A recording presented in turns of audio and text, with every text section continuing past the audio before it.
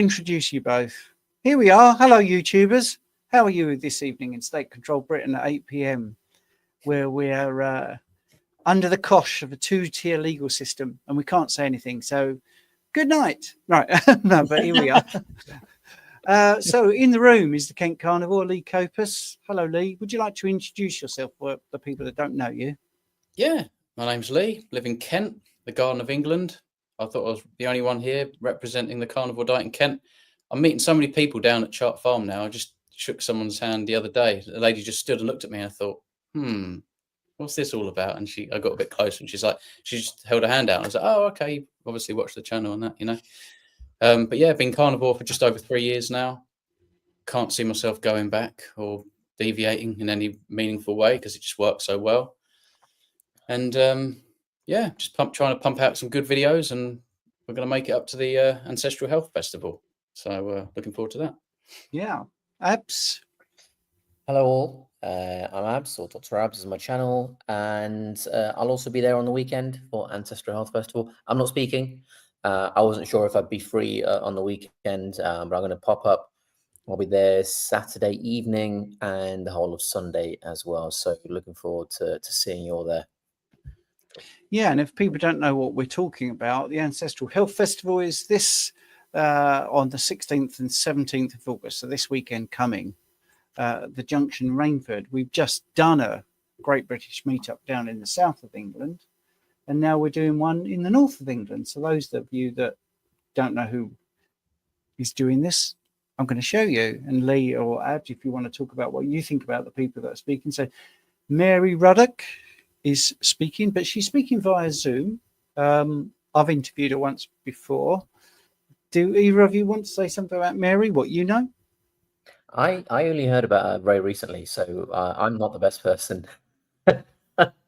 Yeah, no, I'm interested to meet her. Haven't met her before. I've used her a couple of times, just snippets to sort of punctuate points in videos, but no, she's great. She's obviously been out there living with lots of different tribes, and she knows so much about this ancestral way of living, so she can kind of debunk all the nonsense about these blue zones, etc. You know, so good stuff. Yeah, but blue zones don't exist, do they? Then we've got this fellow Phil Scott. I think most people know, but for those that don't know him, that's what he looks like. He's the one on the right, and he cured his own arthritis and co-authored the Red Pill Revolution. Very open-minded geezer, very nice, good sense of humor, but very knowledgeable. And he hides this fantastic knowledge with this very sort of lethargic, laid-back, jokey sort of persona.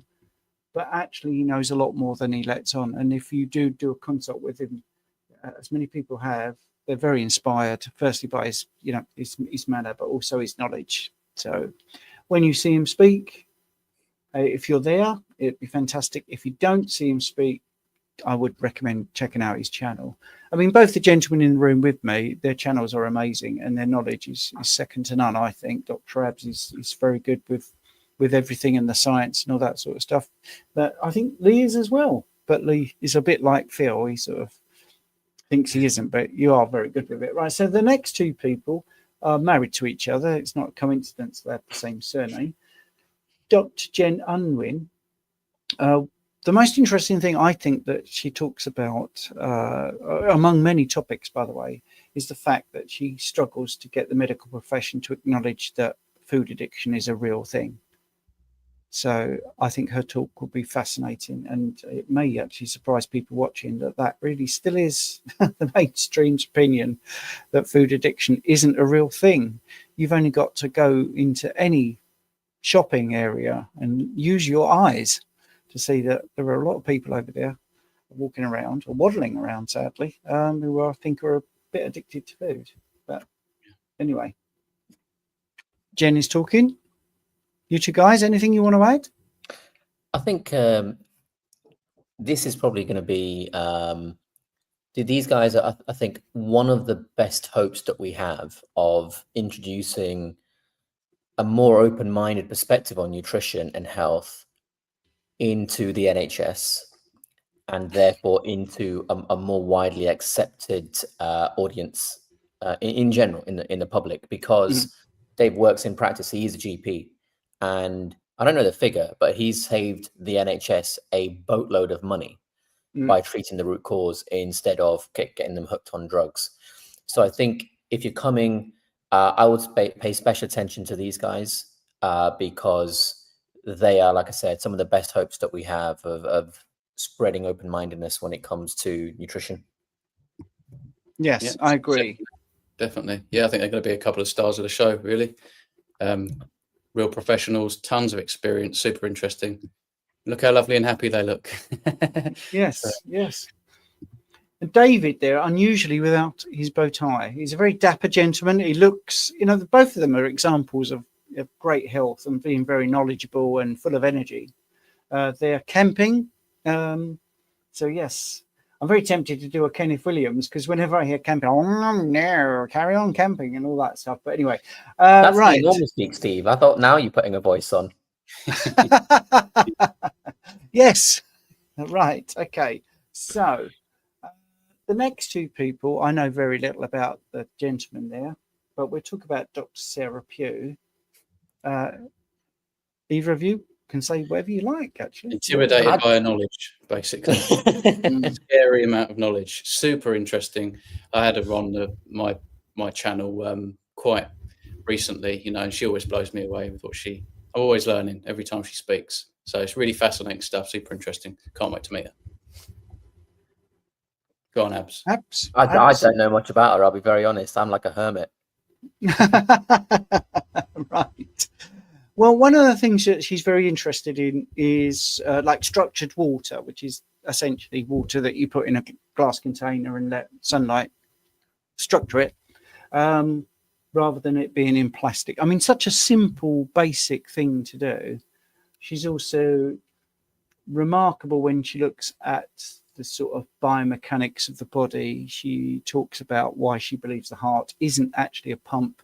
And when you look at propelling the red blood cells around the vascular tree, it does become a bit amazing that this central organ is the only thing we believe is moving it around. And this is where the structured water and all that sort of comes into play, about the fact that there's more going on in the creation of the vortex in the blood and all this. So yeah, if you're interested in getting really into the science, that's great. So then there's a chap called Richard Smith. And I feel that one of you two should say something about him. Who's that? Yeah, yes. I just don't like the way he looks. I just don't like the way he looks. I'm going to try and avoid it, I think. No, I think I don't know what Richard's topic is. Do you know what he's talking about, Steve? Well, I don't think he does. Yeah. So, but you know what? That's a testament to the fact that you can just turn up and yes, and just talk and just do it round cue. So I think it's he's got a Wikipedia of knowledge, and I've got colleagues in medicine who are GPs and dermatologists and things, and I've converted them to carnivore, and they always say, "Oh, I still keep watching that Richard Smith. I can't believe how much he knows about biochemistry." So he's definitely one to watch. Yeah, he's one to watch. I like that. Yeah. Yes. I wonder if he'll be in his blue suit. That's the other thing I would say. But right, let's go on to the next one. Nikita, anyone know Nikita? I don't actually. I don't know much about her, actually, no. Okay. I'll be Okay. playing one of her songs, though. All right. Yeah. Yes. Well, she's very into what it says here, doesn't it?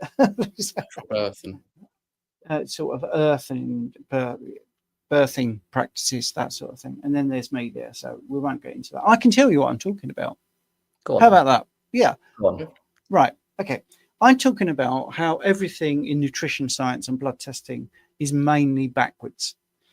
And so I don't want to give away too much because I think it's quite an original way of thinking about stuff. Right. But when sometimes you think, wow, that's so obvious, I wish I'd thought of that. I had one of those moments, and I thought, do you know what? I think this could be really interesting. And I'm going to go over 50 years of studies, which everybody has accepted, and tell you that it is completely backwards. And I will prove that it is completely backwards as well. And then we'll go on. I will have to talk about bloods as well, because firstly, I've got a thing that's backwards about bloods and insulin in particular, and which has been going on since 1922. So we've got 102 years of backward advice about this. So yeah, I'm quite pleased with the presentation. It isn't completely written, but I think it'll be good. Then we've got Meady. So this is where Phil knows these people. So she's sort of like emotional freedom and all that sort of stuff. So one of the things about the Ancestral Health is, yes, it will be about carnivore, type 2 diabetes, eating low carb, keto, and all that sort of stuff. But it is also into other things like these workshops, natural movement, breath work, cold water therapy. So it's going to be a good thing. And you can buy meat on the day. You can bring your own meat, cook it out and about. And it's just going to be one of those fantastic things. And this is maybe where you're a bit involved, Lee. Yeah, apparently so. Yeah. Just had to ask them what key signature they're playing in, because I listened to 2 versions in 2 different keys, so I thought better check. So yeah, I'll be jumping up for a couple of songs. If they want, I can play a bit more if they got time. But He's actually asked me to join in as well. Yeah. I'm bringing my triangle. Nice. Yeah, awesome. Is that left hand or right hand or? Oh, I can do both. Regular or really nice, man. That's awesome. Yes, I thought for a minute there, Abs, you had another secret. Well, we won't go into that secret there. Yes. He's got a triangle up his sleeve. Yeah. Well, Lee, what did you think of my version of the Logical song on the keyboard then? How bad was that? It was good. Yeah, it was good fun. Yeah, it was good. Not bad song. You got a good choice. That's for sure. You got good taste. I'll see your Santa Claus one as well. That was funny. Yes. Oh right. Oh boy. I didn't expect you to go rooting for other songs. But anyway, right. It's on my playlist now. Turn the car on, and there you are.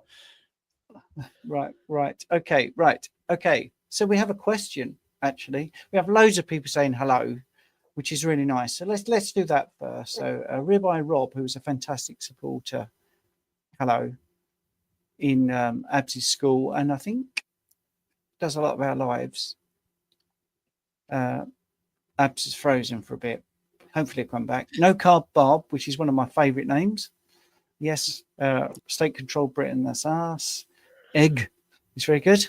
Even fellow Carbless Warriors. That is the best name I've seen on YouTube there, Egg. Egg. I love that. Yes. I wonder how they hatched that. Anyway, right. So that's pretty good. Vlad the Lad, which is very good. We've got Marla Kelly. Good day, everyone. Egg, by the way, is saying hello. Hi, Lee, Abs and Stephen, which is good. I've always quite liked Melted Wheelie Bean. Yeah. Who actually, we've met Melted Wheelie Bean.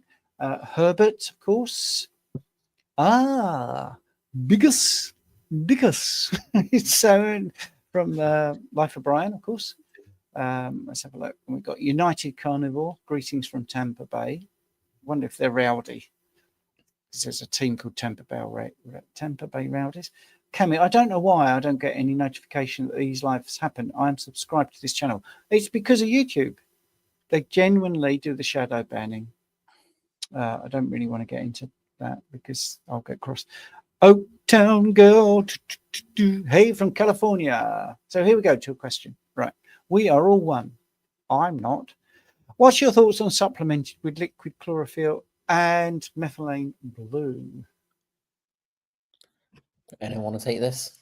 No thoughts whatsoever, to be honest with you. I wouldn't supplement either. That's just me, but... Well, let's do chlorophyll. Oh, go on. No, go, Babs, if you want to. I think I'm about to say what you're about to say, to be honest. Chlorophyll is meant for plants, not humans. Absolutely. So chlorophyll is the classic plant that's for antioxidants.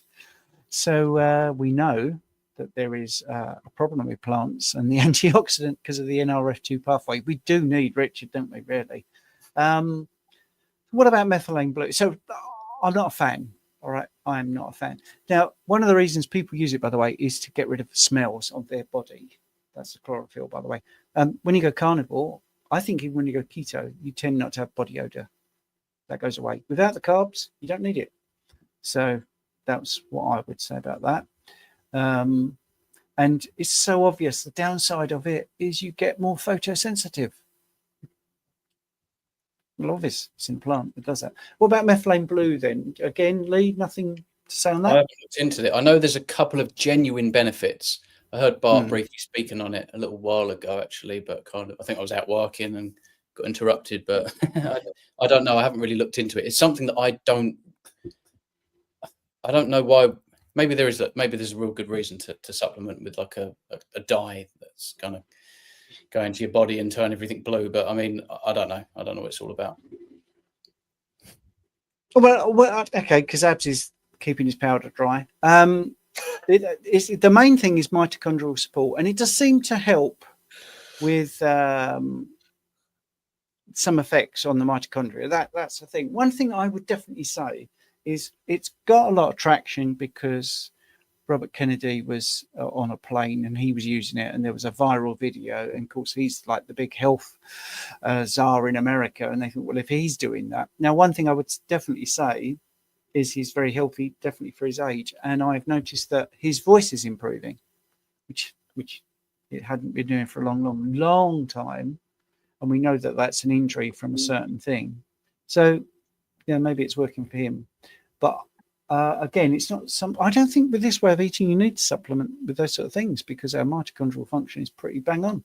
So, sorry if we're both. The thing is, if you've got 3 carnivores in the room that are doing this way of eating and all pretty healthy, and we're not supplementing with it, I think you can take it from that you probably don't need it. Terrorized, saying Thursday morning at the factory. Hello, everybody. 5 a.m. Wow. Well, thanks for tuning in. Christine is saying hello from Tennessee. I went to Meatstock in Tennessee, and that was good. Where we did some filming. There's Kent Carnivore. He's saying hello. DC Rebuilding, who I believe is actually living with Bart at the moment. Yeah. Come on, guys, talk a bit more. What's that like, DC? Yeah. Does he, when does he wake up in his army uniform? Give us some goss. We want some insider knowledge here. Yes. So DC, you've got to do another thing as well, which is booking. I really want to interview you because your story is amazing. I've got to get on to that as well, actually. I've got to do that as well. Yeah. So you're popular, but thanks for tuning in. That's really good. Right. Carnivore coach Lisa, howdy all. I've got to get better with my impressions, really. Crazy. Hello, lads. Right. Good from Queensland, Australia. Lorraine. This is really good. Cami, yes. Bigger Stickers, yes. You think there's something funny about the name Bigger Stickers? Right. More NN Nordine. I don't see. Yeah, I don't see notifications of the live chat as well from Canada. No, I know. It really is upsetting me. Dude, your info is great, but you got to stop with the coloured contacts. It's super cringe. Who's this? Is that you? Do you wear coloured contacts? It must be. It must be directed at me, but I'll take the feedback on board. Thank you, and I'll see an eye surgeon, shall I? Well, you've got because you've got reasonably blue eyes, yeah. Yeah. Right. In the room right now, actually, yeah. Most alpha methylene blue is epic. Okay, my most alpha. Why? What did you do? What benefit did you get? You got blue eyes, didn't he? That's where it's from. That's what caused it. Yes, chlorophyll is for plants and methylene blue is for textiles. Yes, that's absolutely true. And we've got another question here. Is there any difference in carnivore for male versus female? In what respect? So I will field the first bit. Yes, because women in the main need a little bit more fat to be optimal. That would be my first thing I would say. Yeah, seem to eat a little bit more regularly. Don't fast as long.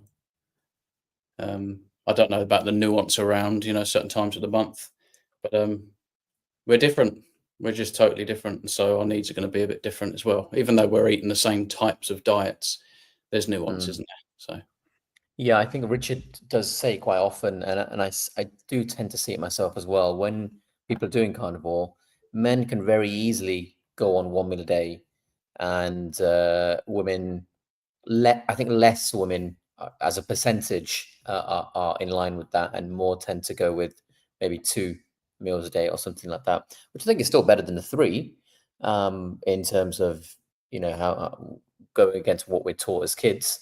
But I think that's one major difference for sure. And when it is that time of the month, just as a side note, I do also find that people that eat this way, they then tend to say, "Oh my God, it's happening, but it's not painful. Like I don't really feel anything." And I did a podcast interview with Rachel from Carnivore Fitness quite a few episodes back, and she said the same on camera. And I think in the comments, people were saying that as well. So I think there are subtle differences in terms of how they apply the diet. But then obviously we'll feel that in different ways simply because of differences in our biology. Yeah. Oh, Steve, you're muted. And the fat distribution across the female body is different to the male. So Yeah. that, you know, that's one of the things to look at. I think also, you know, when we do different testing as well, we can see that the fat cells are more efficient for women than they are for men, because we can do what's called an adipo-IR test, where you take the fasted insulin and you take the fasted free fatty acids, and you multiply them. And for women, it seems they're more optimal when you get those two numbers, by the way, and you multiply them, and it's less than 8. Whereas with men, they have more metabolically healthy sort of presentation if it's under 5. And that goes down to the fact that there is just simply more fat, and there's more fat utilization. So the free fatty acids, or the fat cells, definitely are on the female, or a little bit more efficient. Really is that simple. But I guess that makes sense, because women tend to have more body fat. So you would imagine that the body would be physiologically more geared up to work with the fat. So yeah, right. Let's do a super chat that shows people are supporting us. I hope that was helpful. To be honest, there are so many differences between everybody.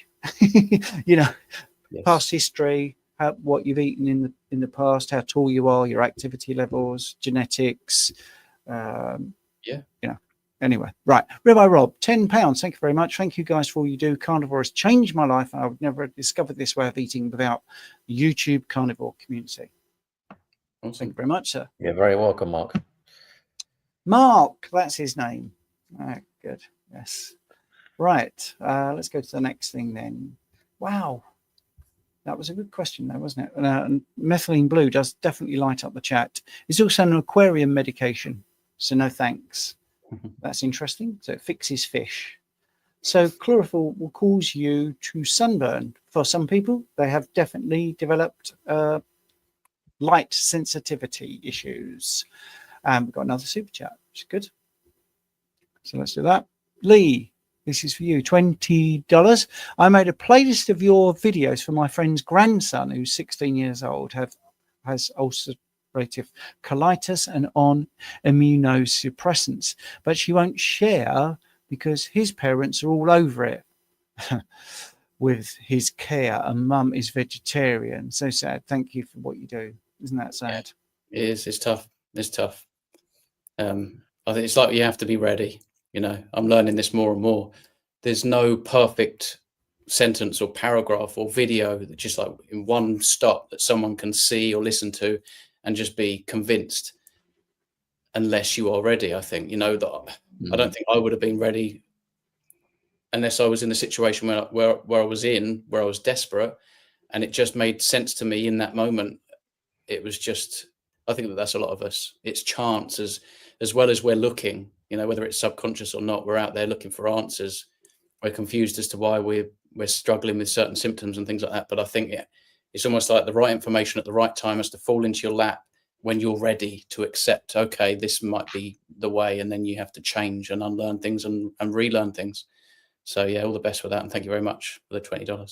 I've got to say, Lee, as well, that the interview that you and I did on my podcast last year, that exact podcast has actually converted many a doctor in the NHS to, at the very least, low carb and some full carnivore. That's awesome.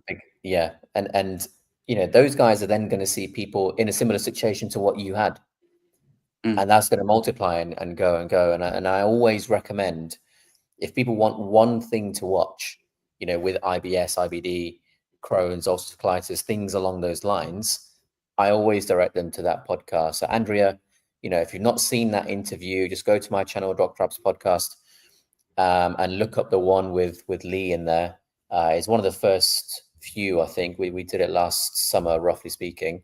And you know, that's one video. And if you want just one video, watch that, and you know, it will move you when Lee, you know, tells everyone what he went through. Nice one. And Andrea is another fantastic supporter, by the way. And I think she's coming to the Spain conference that that Phil Escott is running. So that's good. Yeah. Herbert, hi Rob. I like it when the chat starts talking to each other. I think that's really good. I ate a lot of seafood and meat as a child, along with all the junk, but I never had PMS. Didn't realise that could be part of the reason. Okay, right. I think I won't do all of the chats now because some of them seem a bit, you know, they're talking to each other, and I can't moderate on my own. I'm looking for the questions. Oh, dear, Seema says here, I use methylene blue up to 18 drops a day. Really helped me, except I know that for an extended period, my dosage was too much. Great for memory problems. You see, we can't ignore true life experience if that's what's happening. I think Andrea saw that. That interview broke my heart. Yeah. The thing is, Lee, you opened up, don't you? And I think that's one of the things at the Carnivore conference you spoke. Well, actually, both of you guys are completely different to Richard and I. You both speak from the heart when you get up on stage and do it pretty much off the cuff. I know, Ab, you have a sort of a loose framework with a PowerPoint, and I think that was the thing. So the two of you are very good at speaking just off the cuff and openly. So that's why that's such a good interview. So, I mean, Lee, will you, if you're asked to do like 10, 15 minutes or Abs, will you be getting up and talking? Or I mean, Phil's said to me, we need to get you up on stage, Abs. So at some point, I'm sure we'll put a microphone in my hand. I've no idea what it will be about, but it will be a test of knowledge. Yeah, I'll be happy to, you know. There's a good chance we'll be getting up with the panel for Q&A, etc., stuff like that. But I'm happy to, you know. There's always stuff to talk about. And actually what I do find is similar to this kind of situation where if we're asked a question and you guys go first, sometimes that leaves, I don't know, it almost helps me to find something else to talk about, because things that haven't been touched on, then there's an opportunity to speak on something. And I do find that you can watch a lot of speakers speak on different matters that all pertain to this way of life and this way of eating, but there's always more, you know, there's always more to talk about. Social aspect, you know, that was big on the last event, and I'm happy lots of people's touched on that, because that's a big thing that maybe not a lot of us talked about, but in that particular event, everybody was talking about it. So, yeah. I think the thing is, we're never off duty, really. BB, thank you very much. £10 for this question, which I will now put on the screen. I think this might be a Dr. Abs question, if you don't mind, Abs. Hi, guys. Thanks for presenting tonight. Can I ask about teeth mineralization as opposed to plaque buildup? Since I went full carnivore, I'm having daily buildup around my teeth. Is that normal? Well, the mineralization is where the soft plaque becomes hard. And we term that technically as calculus, because the calcium from the saliva goes into the plaque and makes it hard. Layman terms would label it as tartar buildup, and you can call it either. We know what we're talking about. So essentially what is happening is the plaque is being left behind for enough time to then calcify and then turn into calculus. That process is completely normal. It happens. Most people, if not all people, at some point will get some relative extent of calculus at some point in their life.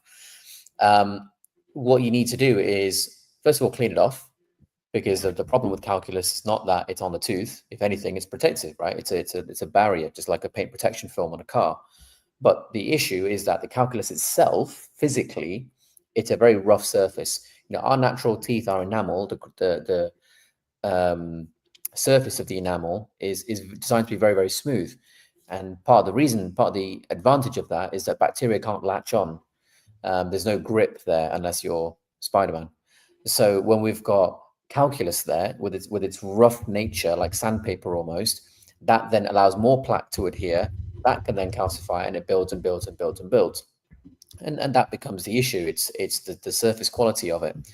So I would get it cleaned off ASAP, and then have a chat with the dentist to see, okay, specifically exactly which teeth and which sides of which teeth at which point up or down did this build up, and why am I not able to get it with my toothbrush? Most likely you will need something in addition to your toothbrush. So if your teeth are crooked, then it will probably mean that, you know, your normal toothbrush can't reach in between. So you need something else like floss or a miniature brush or something along those lines. So it's normal for the process to occur. Yeah, Steve's got one of those, you know, there's flossettes. It's normal for the process to occur.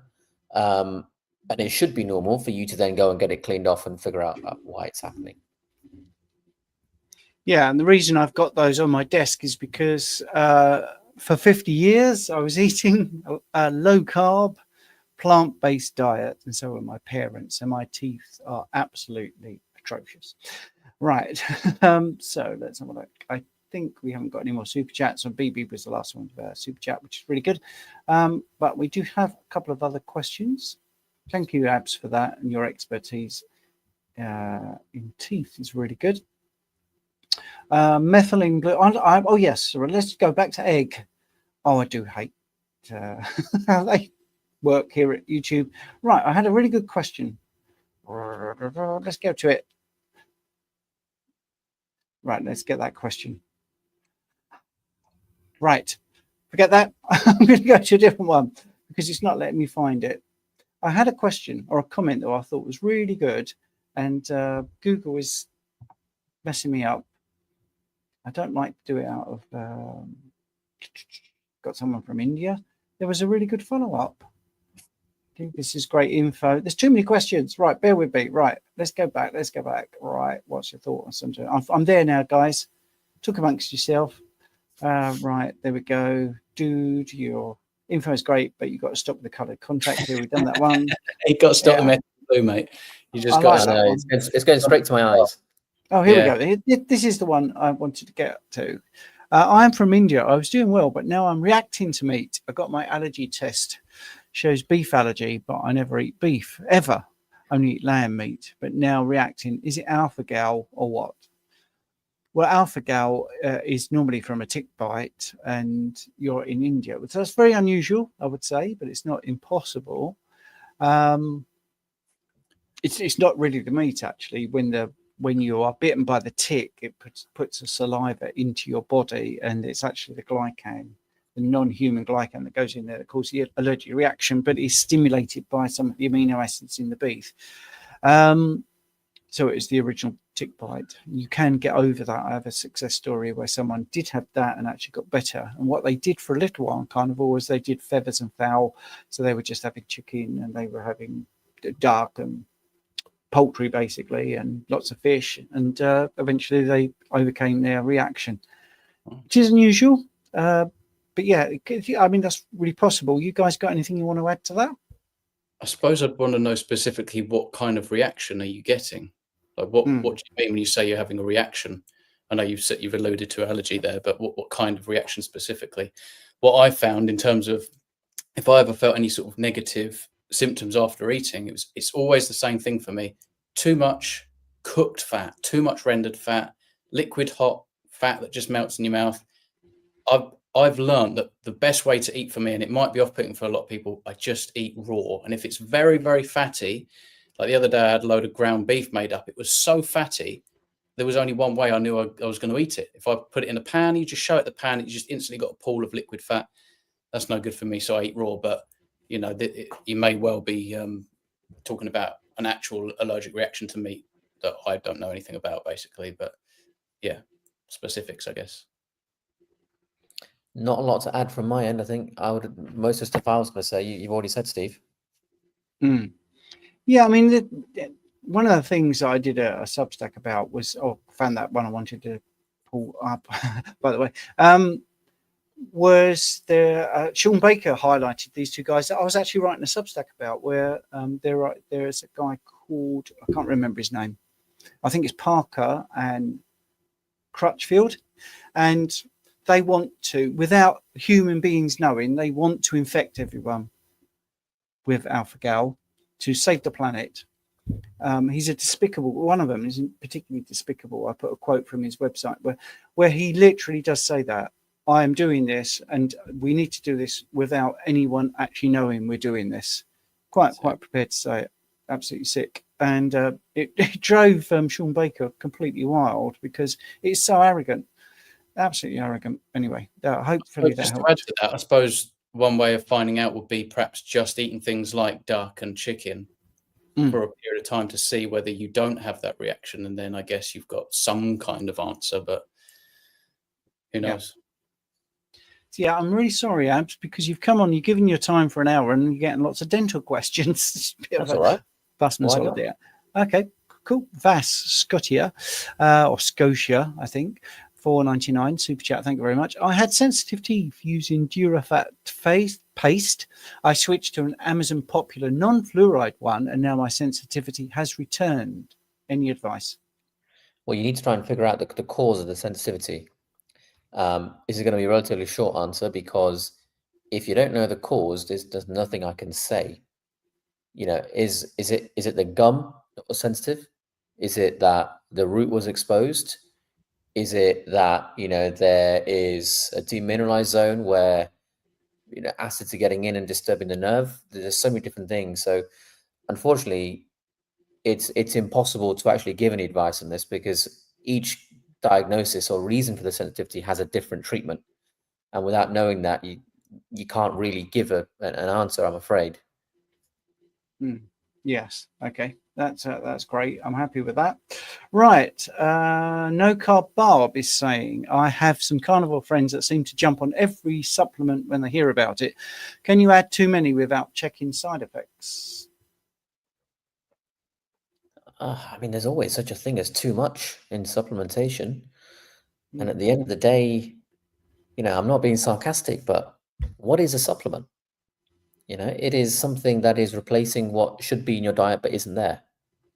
So, you know, if you need a lot of supplements, you know, and you truly need a lot of supplements, it must be because you've got a severe issue or set of issues, which means you can't eat certain things. In which case, fine, you got to do what you got to do.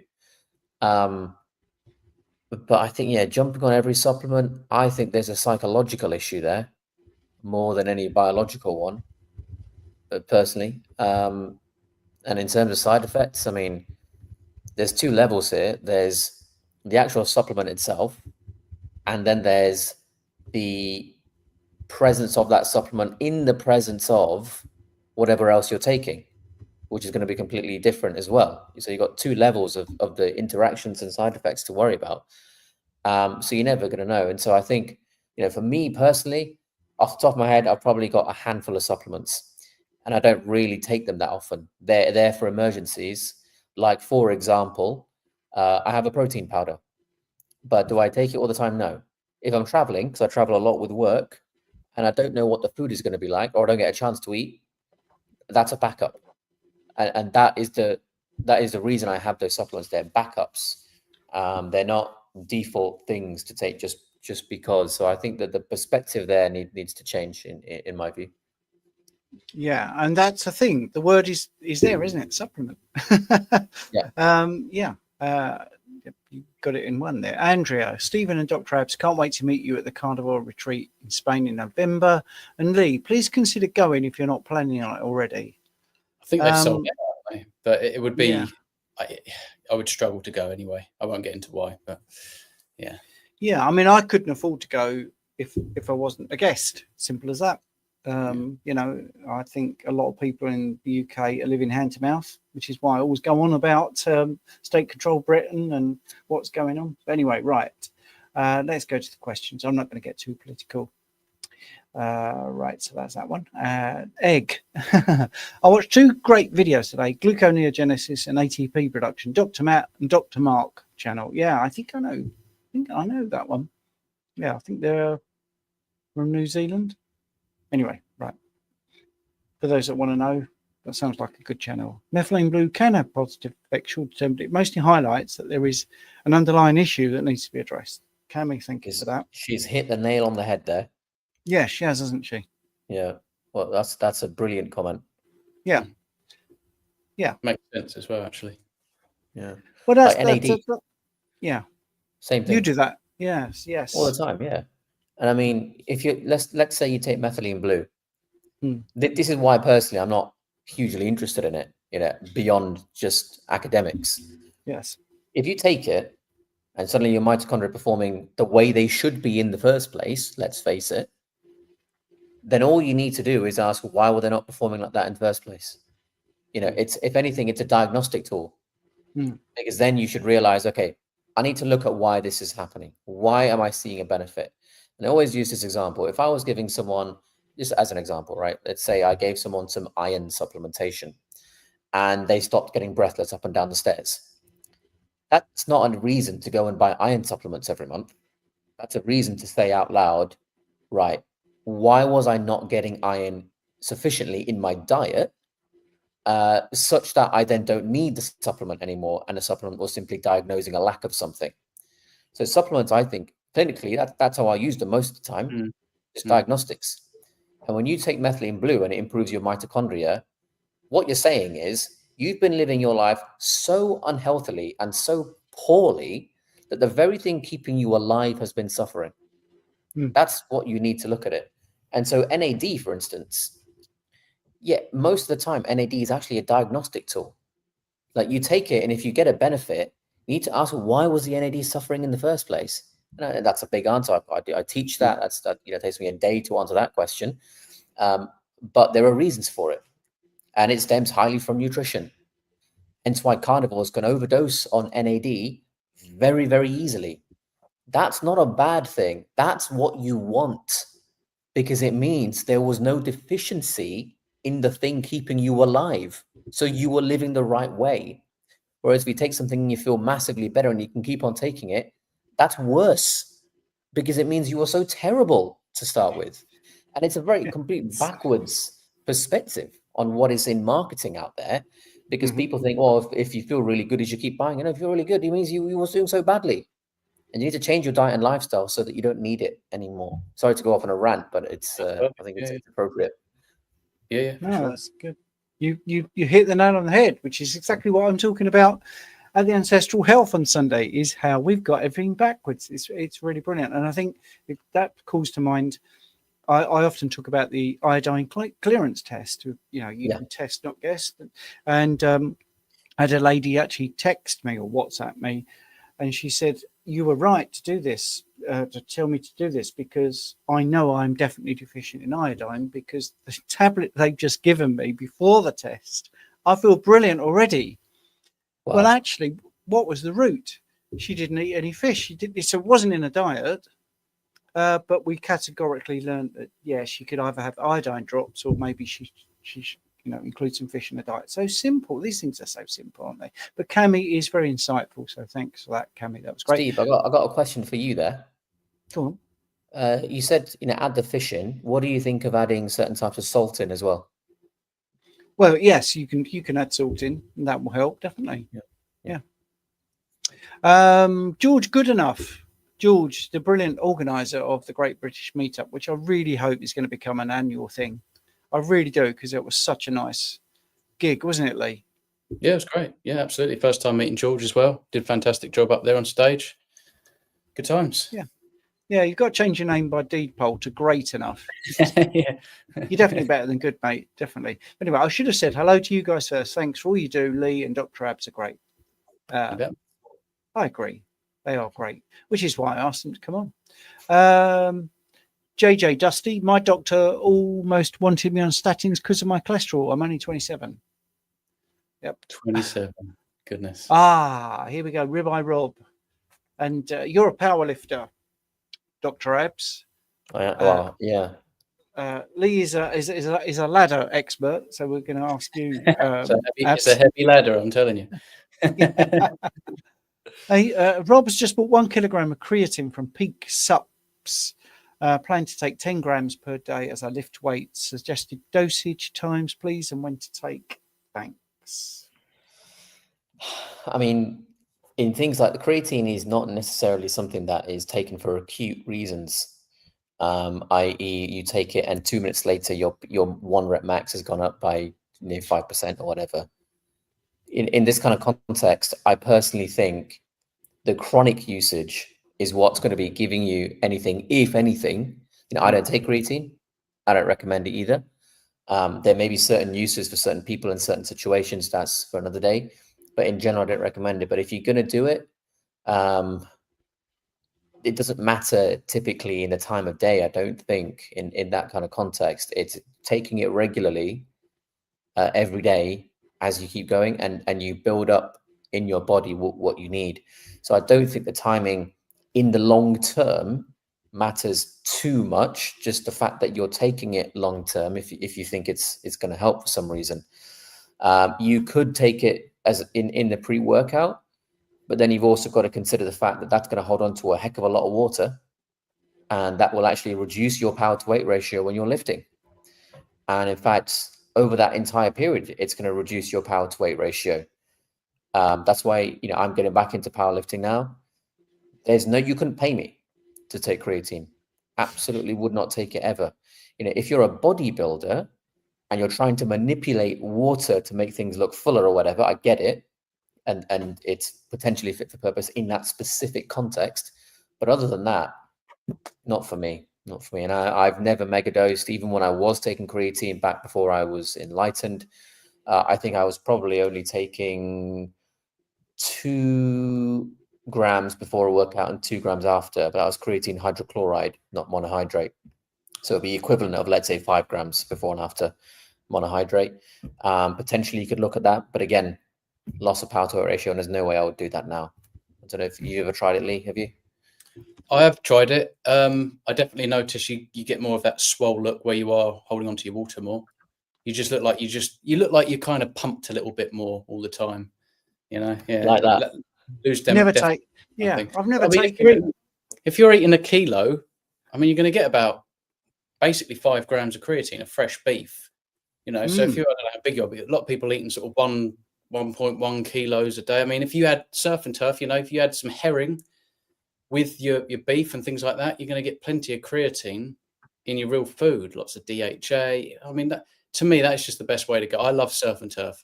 For me, I think it's not talked about enough. Fish. I think it's a game changer. A lot of even in that event, we were talking about hormones, etc. And it was things like zinc and, magnesium, etc. Taurine, right? It's packed in fish. You add fish with your lamb or your beef, you're just going to get so many more of these nutrients, these minerals. So, and creatine, of course, as well. So yeah, I'm a big fan of real food. If you confer a benefit, crack on. If you can confer a benefit. Yeah. I mean, which meat would you say, or which animal type in terms of the muscle meat, or which ones would you say give more of the creatine? I think herring is the king, isn't it? I think herring. Highest, right? I think so. Yes, I believe it is the king of creatine. But red meat in general, oily fish, fantastic sources. Yeah, absolutely. I mean, I remember when I did my bodybuilding tournament, I can hear Terry Duxbury, the gym owner, who was not natural, and tell you, you do your loading phase, 20 grams of creatine, 5 to 7 days, and you do your 3 to 5 grams maintenance because you've got to saturate your muscle. All that's all true, by the way, and it's very well, researched that you can do that. But if you're going to take it, Rob, I mean, to answer his question, I mean, he's bought a kilogram of it. 10 grams a day sits as a solid dose, but I'm with the guys 100%. I think once 1 kilogram of creatine's gone, I wouldn't use it personally. I would get it all from food. I can hear Richard in my head saying the same thing. But the thing is, if it works for you, that's the other thing. If you want to do it, or you used it before and you felt it worked, and fill your boots. But I think 3 of us all saying the same thing, that food's a better way to do it. So and it's cheaper. It's going to be more bioavailable. in the long Yeah, run. I think that, yeah, that's the synergy of multiple nutrients in coming into the system at one time as well is going to maximize bioavailability. So I think there's something else to be said about real food, which I'm sure we all agree on, but I know some of these people who, some of my followers aren't necessarily carnivore, and that is when the body can work with nutrients in relation to another nutrient. So, for example, let's say one particular mineral, it's needed, first of all, in a particular ratio. So if you look at a sodium potassium pump on a cell membrane, the ratio is, what you need 2 of one and 3 of the other in order for that pump to work. So what we put in our mouth, it relates to our biochemical requirements when we balance chemical equations. And when you look at our biochemistry in terms of how we need certain minerals in relation to each other, surprise, surprise, or not surprise, surprise, that ratio is what we find in meat, in the animal kingdom. And I don't think that's a coincidence at all. So you're getting things naturally, but also you're getting things in a way that I believe is more biochemically appropriate in the sense of balancing chemical equations so that everything is as efficient as possible. Yeah, and I mean, I've just done a live in Richard and I's school community, and we were talking about absorption of proteins. And one of the things that is often overlooked is bile, for instance, isn't just about the absorption and emulsification of fats. Bile is needed to absorb amino acids.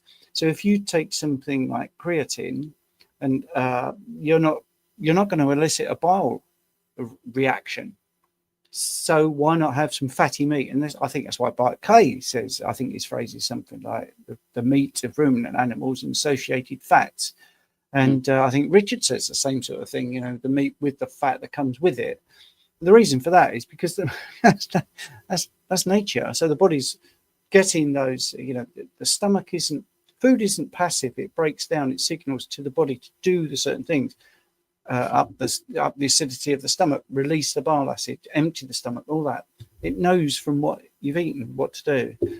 So I think if you eat fatty meat, you get the bonus of the bile production, which will help with the absorption of amino acids. So anyway, right, I don't want to get too bored. My memory, back in the day, I used to take it with grape juice because apparently that used to, you think, well, where's the grape aspect in the beef with all the things that help absorb creatine? It's just a load of nonsense, isn't it?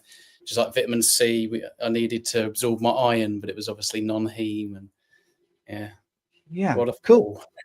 Cool.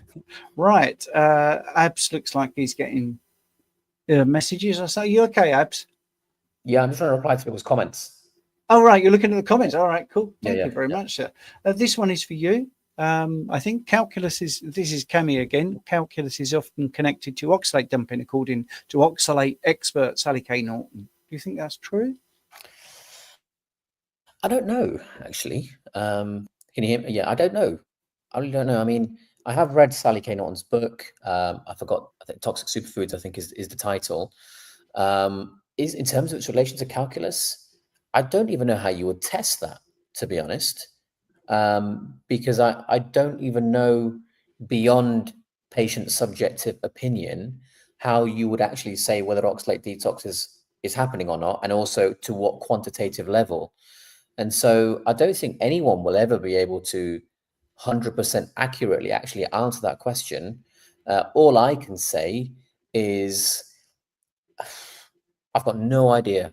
I really genuinely don't know the answer. Wondering about how it would work as well, because I mean, obviously the kidneys deal with it mostly, don't they? Blood filtration, waste excretion, etc. Obviously, when you dump, things come out of your eyes. I suppose maybe in saliva as well. That may be the mechanism, but I haven't heard of that actually. No, I don't. Not sure either. Right, so let's put the cat amongst the pigeons. We will talk about the ancestral health, but I think this is interesting from Ribeye Rob. Richard says he takes 10 grams of creatine a day and he gets 5 from meat. He said 15 grams is optimal and has many functions, especially for the brain. Is he wrong then? No, if it works for him, that's what we just said. You fill your boots. So he's got to a system where, it's working for him. And one of the things about, I think, the carnivore space, which is very different to other ways of eating, is we have differences of opinion, and that's cool. It doesn't really matter. No one's wedded to these ideas. Personally, I think Richard is a big proponent of getting stuff from food, but if he feels that he needs to bump up that creatine 10 grams a day, then more power to his elbow. I think he is quite an extreme person as well. You've also got to remember he's training a lot for a very specific competition. Yes. So, I mean, when we talk about, let's be really fair, when we talk about Paul Saladino and all the fruit and honey, he is surfing 4 hours a day, but that's unusual and high levels of activity every single day. So he might be burning through the glycogen. And so, he's starting, the wolf at the door is, glycation and stuff. He might be outrunning it for a bit or out surfing it for a bit.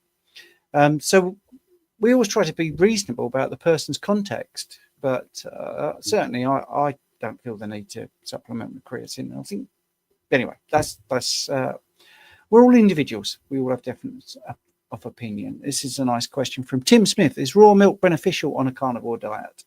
Well, firstly, let's talk about milk. It's not our species. It's, what is milk? It is designed for mammals to feed their young to make them grow. And it's from a different species. But then, eating meat is from a different species. We're eating a cow. So, it depends how you look at it, really, whether it is species appropriate or whether we should still be having it. So, but the difference between raw, so let's just assume you're thinking milk is beneficial. Is the raw part of it more beneficial? Well, yes, you're seeing more enzyme preservation. You're seeing more, there's less heat sensitive damage. Obviously, that's the thing. From anecdotal experience, if I have raw milk cheese or raw milk or any sort of dairy product that isn't pasteurized, I feel better. I think not being homogenized is actually an underrated thing to look for. So the cream I use is unhomogenized, and there is a world of difference between how I feel on that and homogenized. So, but that's just my 2 pence there.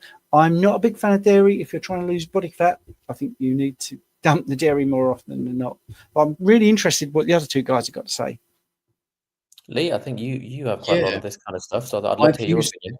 I've used it as a tool. So I found it useful just as a tool temporarily to gain weight in a way that I wasn't reintroducing plants and carbohydrate. Okay, there is carbohydrate, but I'm not introducing carbohydrates from plants like grains and starch, etc. So the idea was I'd lost quite a bit of weight, a lot of fat, not so much muscle. I just looked like I was shredded with just like a standard amount of muscle on. So in clothes, I looked quite thin. And as I had a surgery coming up, and I was struggling to eat enough food in the beginning periods of my journey to gain fat like a reserve, I thought, well, I know what I'll do. I'll get some milk. And it definitely works. I mean, most people will gain weight, especially if you're going to eat to satiety and you finish with a glass of milk afterwards. You're already full, and then you down a glass of milk, 500 milliliters of raw milk, you're going to gain weight, right? That's the whole idea of milk. It allows us to build our skeletal structure, allows us to grow, allows growth spurts, etc., and all this kind of stuff. There is a lot of problems with it. Of course, it depends. So if you're talking about raw milk, yes, you have the lactase to break down the lactose. You have preservation of B vitamins, vitamin C, etc. But it depends why you're drinking it and what benefits you're looking for. I think, honestly, I prefer fermented dairy. I mean, even if you were to just try and, flourish your biota down there, and maybe you've had some antibiotics for whatever reason you want to replace the biota, I would say go for like a fermented milk product like kefir or something instead. It also depends on your ability to moderate as well. There's a lot of issues. There's the sugar, there's the growth hormone, there's the casein protein. If you have autoimmunity in your history, I would stay away from casein proteins. I find, and a lot of people agree with me, Phil Escott's one of them, you have dairy, you get all congested, my nose, and about 3 hours later, I'm sort of going, I've got a blocked up nose. It doesn't matter if it's cheese, it doesn't matter if it's milk. I struggle. So as much as it is absolutely delicious, and I've been guilty of dropping a bit of Richard's Keto Pro, the cherry berry in there when I was in the hospital. Unbelievable. It's dangerously tasty, right? But I personally would say, no, I don't think there is much of a benefit unless you've lost so much weight or you've been on antibiotics. You just want to, replenish the gut a little bit, gain a little bit of fat. As a tool, temporarily, go for it. If it's a slippery slope for you, though, with that sweet coming in, if you've got autoimmunity, I would stay well away from it. Yeah, I tend to agree with you, Lee. I think it's it should be seen as a tool, like say a hammer. But if you've got a screw, then you don't need that hammer. So it's entirely based on the individual. Like, milk is beneficial for a mammal, hence why we're mammals. The definition of a mammal is an animal that can lactate, but in a certain period of our life. And, beyond that, there are practical applications which make it useful. So, for example, I was speaking to a patient just this morning, actually, and we thought, okay, her sweet cravings are really starting to annoy her. And I thought, okay, well, instead of going for a chocolate bar or a fizzy drink or something, why don't we use something like milk and some egg yolks and things to make like a carnivore version of ice cream? And that will satisfy to an extent that sweet craving. So in that situation, it was beneficial because the alternative would have been a load of sugary treats. And so that's an example of where it's based on the individual and the situation at hand. So I know it's a terrible answer when people ask questions like this, but the truth is it depends on you and what your goals are. So it can be for certain people in certain situations, but it can also be the opposite for certain people in certain situations. And I've got a question for both of you now, actually, as people that have had raw milk in the past. Can you tell the guys watching where you got your raw milk from? Yeah, I mean, I got mine from Braisted near Westerham in a place called Park Farm, Edgar and Sons. That's where I got mine. It's a fantastic little place. You can actually go there and draw it out of a vending machine. You can flash a card or insert coins, and it feeds out of a vending machine. So you can take your own glass bottles down there. They also sell glass bottles. They do fresh farm eggs and all that kind of stuff. Honey, if you're into that sort of thing, I wouldn't advocate for that. But yeah, quality. You definitely notice the difference, 100%. And lots of people I spoke to at that farm said to me, "I have issues with any other milk, but this works. I can do that." Those are people that have a mixed diet anyway. They're not on the same sort of routine as myself and the rest of us. But well, when you said just then, Lee, you can actually go and draw it from, and you did that with your hand. I thought you were gonna say the udders. yeah, yourself. Yeah. I should have really, shouldn't I? No. What about you, Steve? Where did you get yours from? Well, there's loads of places actually. Melbourne, not Australia, by the way. I'm in Derbyshire. I can't remember the name of the farm, but that's raw, and that was a vending machine as well. Not the cow, which is a vending machine when you think about it. There used to be a butcher's called Croots that did occasional raw milk cheeses.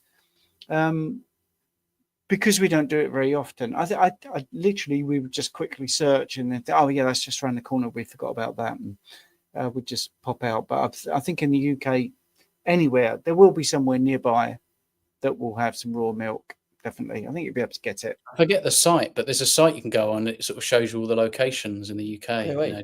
Yeah. Oh, if you find it, Lee, can you send it me on WhatsApp? Yeah, definitely, man. Yeah. I think one of the things about raw milk is it is again getting popular.